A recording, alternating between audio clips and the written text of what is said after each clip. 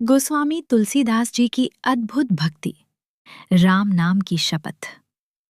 एक बार की बात है, गोस्वामी तुलसीदास जी अवध में थे। वे सरयू नदी में स्नान करने आए। जब वे नदी में उतरकर अंदर की ओर जा रहे थे, उसी समय एक महिला भी वहां स्नान करने पहुंची। उसे जल्दी स्नान करना था। उसने तुलसीदास जी को देखकर प्रणाम किया और कहा, बाबा जी, मुझे शीघ्र स्नान करना अनिवार्य है। आप उस ओर मुख कर नदी में खड़े हो जाइए।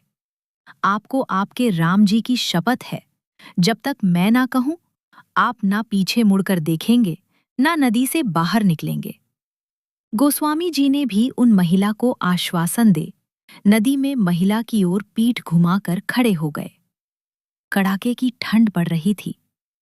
महिला जल्दी जल्दी नहाकर भागी। जल्दबाजी में वो महिला गोस्वामी जी को पीछे मुड़ने व बाहर निकलने को कहना भूल गई। इस कारण गोस्वामी जी घंटों नदी में ही रह गए। जब इतनी देर हो गई और गोस्वामी जी मंदिर नहीं पहुंचे, तब लोग हर जगह उन्हें ढूंढने लगे। ढूंढते ढूंढते पता चला कि गोस्वामी जी स्नान करने गए थे। तब से अभी तक वापस नहीं आए हैं। उनके साथ के लोग सरयू नदी के किनारे जा पहुंचे। उन्होंने वहां पाया कि गोस्वामी जी नदी में खड़े हैं। उन्होंने गोस्वामी जी से बाहर निकालने का आग्रह किया। तब गोस्वामी जी ने मना करते हुए कहा, मैं बाहर नहीं निकल सकता हूं। एक महिला ने मुझसे शपथ ली है। यदि वह देवी मुझे बाहर निकलने को कहेंगी, तभी मैं बाहर निकल सकता हूं। तुलसीदास जी की बात सुनकर सभी लोग हैरान हो गए। धीरे धीरे यह बात राजा के पास पहुंच गई। राजा कुछ समझ नहीं पाए। वह शीघ्र ही गोस्वामी जी के पास पहुंचे। राजा ने गोस्वामी जी से बाहर निकलने की विनती करते हुए कहा, किसी व्यक्ति की शपथ के कारण इस कड़ाके की ठंड में नदी में खड़े रहना स्वास्थ्य के लिए सही नहीं है। सबसे महत्वपूर्ण आपका स्वास्थ्य है। परंतु गोस्वामी जी ने उन्हें मना करते हुए बताया कि मेरे से कहीं अधिक मेरे प्रभु का नाम महत्वपूर्ण है। उन देवी ने मुझे मेरे प्रभु श्री राम की शपथ दिलाई थी।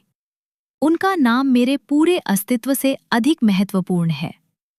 राजा ने गोस्वामी जी से पूछा, बाबा जी, उन देवी का नाम क्या है? कहाँ की रहने वाली है वो? इस प्रश्न पर तुलसीदास जी ने राजा से कहा, मुझे ज्ञात नहीं है।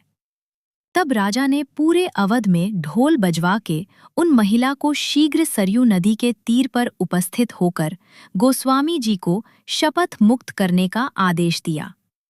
उन महिला को जैसे ही अपनी गलती का आभास हुआ, वे दौड़ती हुई नदी के तीर पर जा पहुंची। वहां हाथ जोड़कर क्षमा याचना करती हुई गोस्वामी जी से कहने लगी, बाबा जी, अब आप पीछे मुड़ सकते हैं और नदी से बाहर भी निकल सकते हैं। फिर कहने लगी, हे बाबा जी, मुझसे बड़ा अपराध हुआ।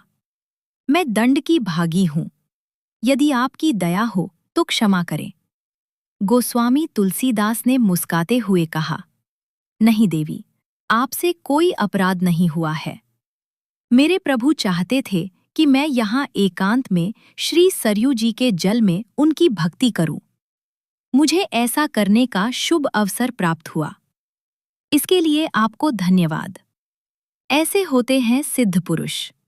अंततः यह भारत भूमि है, देव भूमि है, जिसे भगवान भी अवतरित होने के योग्य समझते हैं।